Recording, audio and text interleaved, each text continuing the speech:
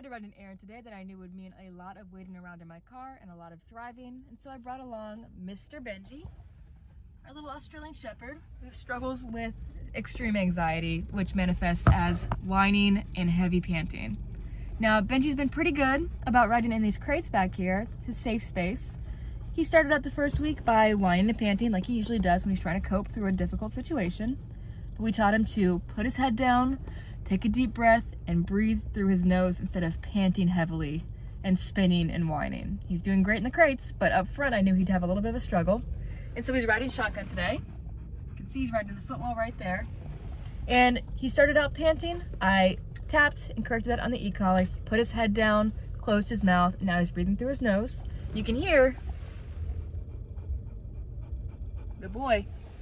He's breathing pretty quickly and pretty heavily, even though he's keeping his nose down and breathing through it. That's gonna calm down soon. We're taking the time and putting that into him to help him get through this and learn the correct coping mechanisms, which is calm breaths, deep breaths through his nose to help him relax. He's doing pretty well, and I'll check back in a few minutes when he really calms himself down and starts to breathe slowly. That's our goal with him.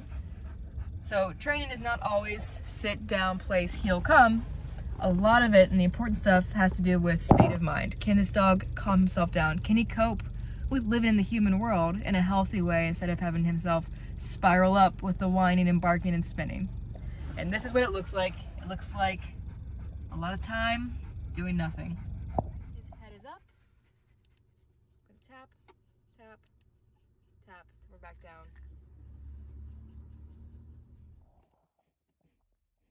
Good boy. Alright, now we have a dog who's breathing a little slower, more naturally, keeping his head down, staying calm in a normal way.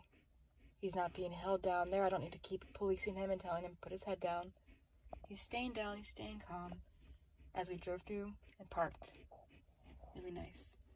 And now I'm going to expect the same amount of calmness as we get out of the car.